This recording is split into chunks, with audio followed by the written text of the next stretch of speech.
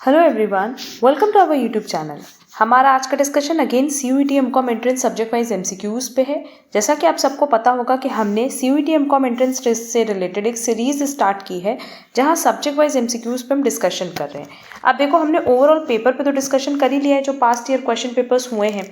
अगर वो आपने नहीं कवर किया तो कोई बात नहीं, हमने ना एक प्लेलिस्ट बना दी है, उस प्लेलिस्ट से आप सारे पेपर्स कवर कर लोगे, ठीक है। बट ना आपकी कन्वीनियंस के लिए हमने एक और सीरीज स्टार्ट की है जहाँ हम सब्जेक्ट वाइज MCQs डिस्कस कर रहे हैं कि किस सब्जेक्ट से कितने नंबर ऑफ क्वेश्चंस आए थे, सो दैट आप लोग को एक ओवरऑल आइडिया लग जाए कि कौन से सब्जेक्ट ज़्यादा important exam point of view से, कौन से लीस्ट इंपॉर्टेंट है, किससे कितने नंबर ऑफ क्वेश्चंस आ चुके हैं, किस पैटर्न पे आ चुके हैं, ठीक है। तो अगर अभी तक ये सीरीज़ आपने नहीं कवर की है तो कोई बात नहीं, इसकी भी लिंक हमने आप लोगों को डिस्क्रिप्शन बॉक्स में दे दी है, क्योंकि इसकी भी प्लेलिस्ट ड्राफ्ट की है।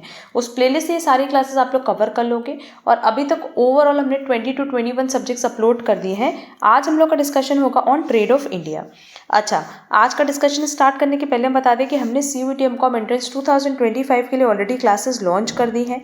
हमारा जो नेक्स्ट बैच है वो 1 दिसंबर से स्टार्ट होने वाला है। अगर इंटरेस्टेड होगे तो व्हाट्सएप पे या टेलीग्राम पे हमसे कॉन्टैक्ट कर सकते हो, जिसकी लिंक आपको डिस्क्रिप्शन बॉक्स में दी गई है। साथ ही साथ हम आप लोग को कॉन्टैक्ट नंबर बता देते हैं, इस कॉन्टैक्ट नंबर पे भी आप लोग कॉन्टैक्ट कर सकते हो। सिंपली आपको पूरी डिटेल मिल जाएगी रिलेटेड टू क्लासेस में हमने जो ऑनलाइन क्लासेस रखी है उसमें बिल्कुल डिटेल लेक्चर्स रखा है, वो कोई समरी फॉर्म में क्लासेस नहीं है।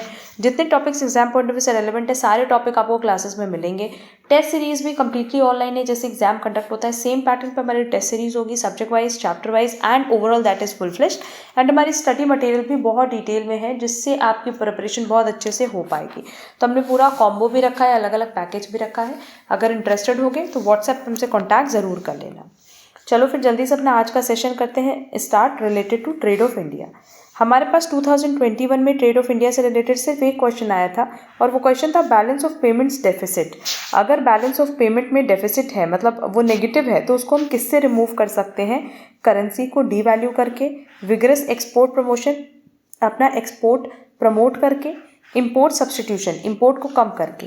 यस, इन सारे ही ऑप्शन से आप अपने बैलेंस ऑफ पेमेंट के डेफिसिट को बढ़ा सकते हो, क्योंकि इन तीनों ही केसेस में देखो आप बेसिकली ऐसा कर रहे हो कि जो आपके पास फॉरेन करेंसी है वो आप उसको होल्ड कर रहे हो या उसको बढ़ा रहे हो। क्लियर? देन पहले हम लोग डिस्कशन कर लेते हैं 2023 का। 2023 में ओवरऑल 7 क्वेश्चंस थे रिलेटेड टू ट्रेड प्रैक्टिसेस, या हम कह सकते हैं ट्रेड ऑफ इंडिया। और इसमें ना 2 पेपर बने थे, एक पेपर बना था 5 जून को, एक पेपर हुआ था 30 जून को। इसीलिए टोटल क्वेश्चन कितने हैं? 7। पहला क्वेश्चन था कि GATT was replaced by WTO। GATT को रिप्लेस किया गया किसके थ्रू? WTO के थ्रू। किस डेट पे? ये डेट थी 1 जनवरी 1995। ट्रिम का फुल फॉर्म क्या है? ट्रिम का फुल फॉर्म है ट्रेड रिलेटेड इन्वेस्टमेंट मेजर्स, जो कि ऑप्शन ए में दिया है। नेक्स्ट क्वेश्चन हमसे पूछा था कि the government appointed on inter ministerial task force on agricultural marketing reforms. The recommendation of the committee 2022 are exemption of agricultural income from taxation, introduction of priority loan to be sanctioned to the farmers, promotion of direct marketing and contract farming, development of agricultural markets in private and cooperative sectors, expansion of future trading to cover all agricultural markets। ये तीनों point correct है, क्योंकि basically 2002 में ये जो recommendation committee थी उसने यही 3 पॉइंट रिकमेंड किए थे। तो करेक्ट आंसर होगा C, D and E only. Next, अब देखो ये पूछा है कि फॉरेन एक्सचेंज मैनेजमेंट एक्ट ये कब एग्जिस्टेंस में आया। अब अगर फीमा की बात करें ना, तो इसका इनैक्टमेंट हुआ था 29 दिसंबर 1999 को, और ये ऑप्शन हमारे पास कहीं नहीं दिया था, तो इस क्वेश्चन को ड्रॉप किया गया था। ठीक है, इसका करेक्ट आंसर होगा 29 दिसंबर 1999। देन हमारे पास नेक्स्ट क्वेश्चन था कि 2 स्टेटमेंट है assertion reason. There is an inverse relationship between the demand of foreign exchange and the exchange rate. देखो, डिमांड और रेट में हमेशा इनवर्स रिलेशन तो होगा ही होगा, है ना, क्योंकि अगर हमारा एक्सचेंज रेट कम है तब तो हमारी डिमांड फॉरेन करेंसी की बढ़ेगी एंड वाइस वर्सा। तो ये स्टेटमेंट करेक्ट है।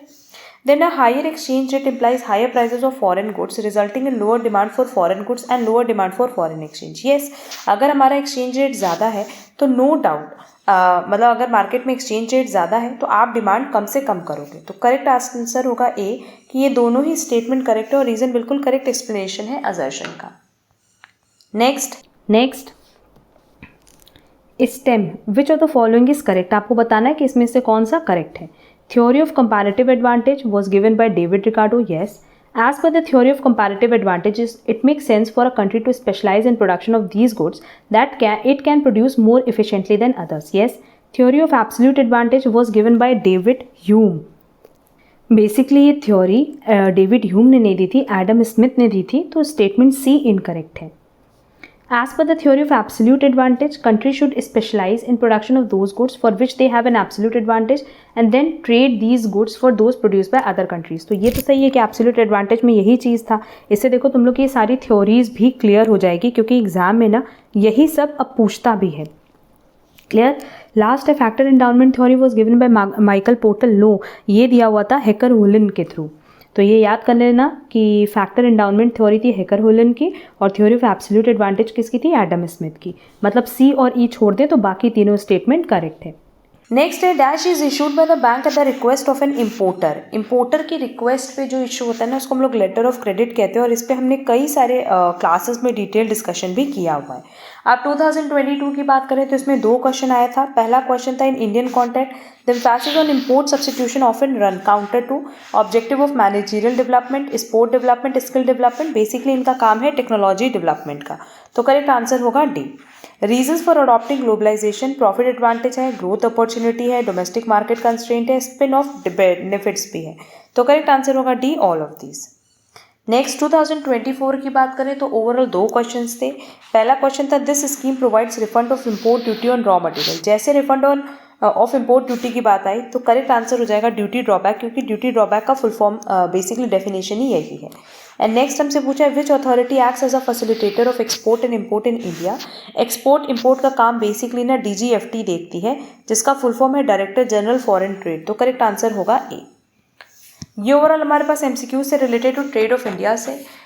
देखो ट्रेड ऑफ इंडिया भी एग्जाम पॉइंट ऑफ व्यू से बहुत रेलेवेंट सब्जेक्ट है, बट हाँ सारे पॉइंट्स या सारे जितने भी इसमें टॉपिक्स दिए ना सब रेलेवेंट नहीं एग्जाम पॉइंट ऑफ व्यू से। कुछ ही पॉइंट्स हैं जो कि रेलेवेंट है जिनसे एग्जाम में क्वेश्चन आता है, तो इन सारे क्वेश्चंस की प्रैक्टिस अच्छे से कर लेना। अगर कहीं पे भी कोई डाउट होगा तो कमेंट बॉक्स में कमेंट करके पूछ सकते हो। एंड अगर आपको हमारी ये सीरीज़ पसंद आ रही है तो प्लीज़ वीडियो को लाइक कमेंट शेयर ज़रूर करना। चैनल पे नए हो तो चैनल सब्सक्राइब ज़रूर कर देना। और अगर क्लासेस में इंटरेस्टेड हो तो हमसे व्हाट्सएप पे ज़रूर कनेक्ट करना या टेलीग्राम पे भी कनेक्ट कर सकते हो, आपको पूरी डिटेल इन्फॉर्मेशन मिल जाएगी। अब हम लोग मिलेंगे हमारी नेक्स्ट क्लास में, जहां हम लोग नेक्स्ट सब्जेक्ट से रिलेटेड डिस्कशन करेंगे। आज के लिए बस इतना। Thank you so much.